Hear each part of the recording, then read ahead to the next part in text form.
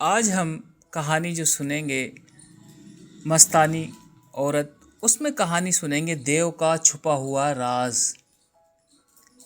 رات گزر چکی تھی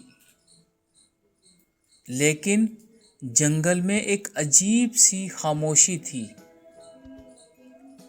پرندے کم بول رہے تھے اور ہوا میں ایک انجان سا خوف تھا۔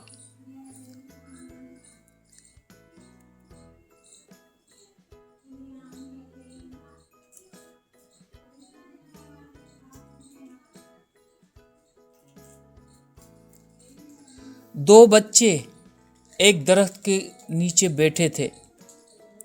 ان کے چہرے پہ وہ رات والا ڈر ابھی تک تھا، وہ خوف زدہ تھے، ڈر رہے تھے۔ اچانک اوپر سے آواز آئی، تم لوگ ابھی تک یہیں ہو؟ وہی چمکو طوطے نے کہا۔ بچوں نے فوراً کہا، چمکو کل وہ دیو کیوں آیا تھا؟ چمکو کچھ لمحے خاموش رہا اور پھر آہستہ سے بولا، وہ صرف ڈرانے نہیں آیا تھا، وہ کسی کو ڈھونڈ رہا ہے۔ بچے حیران رہ گئے، کس کو؟ چمکو نے آہستہ سے کہا، مستانی عورت کو۔ اچانک ہوا پھر سے ٹھنڈی ہو گئی، درختوں کے نیچے سے ہلکی سبز روشنی نمودار ہوئی اور وہی مستانی عورت، وہی مستانی۔ بچوں نے گھبرا کر کہا، آپ یہاں کیوں آئی ہیں؟ وہ دیو آپ کو ڈھونڈ رہا ہے۔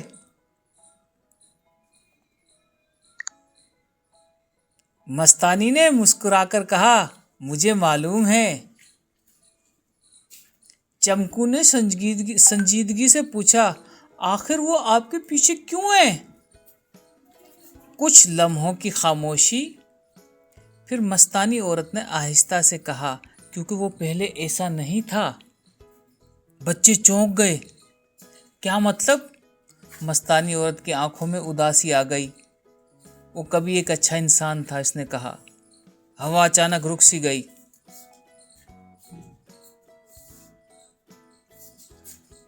پھر مگر لالچ اور اندھیرے نے اسے دیو بنا دیا، مستانی بولی۔ چمکو حیرت سے بولا، تو کیا وہ واپس ٹھیک ہو سکتا ہے؟ مستانی عورت نے آہستہ سے کہا، اگر اس کے دل میں تھوڑی سی بھی روشنی باقی ہو تو شاید۔ اچانک دور سے ایک خوفناک آواز ہنسی گونجی، ہا ہا ہا، تم اب بھی امید رکھتی ہو؟ بچے کانپ گئے، سہم گئے۔ چمکو نے گھبرا کر کہا، وہ پھر آ گیا۔ درختوں سے پیچھے وہی سایہ، لال آنکھیں، سرخ آنکھیں، دھواں سا جسم اور ظالم دیو غصے سے بولا، مستانی تم سچ چھپا نہیں سکتی۔ مستانی عورت نے مضبوطی سے کہا، میں سچ سے کبھی نہیں ڈرتی۔ اچانک زمین ہلنے لگی اور دیو نے ہاتھ اٹھایا، اب دیکھو میری اگلی چال۔ جنگل کے درخت ایک ایک کر کے سیاہ ہونے لگے، روشنی مدب پڑنے لگی۔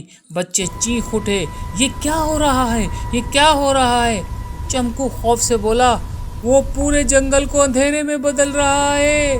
مستانی عورت نے آنکھیں بند کی اور آہستہ سے کہا، یہ جنگ اب شروع ہو چکی ہے۔